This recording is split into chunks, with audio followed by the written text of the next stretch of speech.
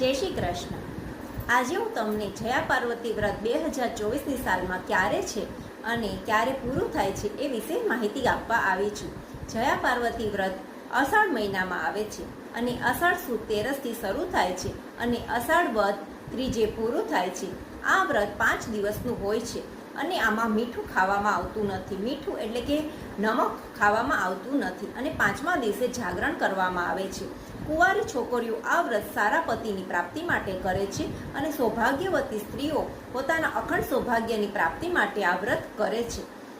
આ વ્રતમાં જુવારા વાવવામાં આવે છે અને શંકર પાર્વતીજીનું પૂજન કરવામાં આવે છે અને સાથે સાથે જુવારાઓની પણ પૂજા કરવામાં આવે છે અને 5મા દિવસે જુવારાઓને જળમાં પધરાવવામાં આવે છે। 5 વર્ષ સુધી આ વ્રત કરવાનું હોય છે અને 5 વર્ષ પછી આ વ્રતનું ઉજવણું કરવાનું હોય છે। મારા આવા અવનવા વિડીયો જોવા માટે પ્લીઝ ચેનલને લાઇક, શેર અને સબસ્ક્રાઇબ જરૂર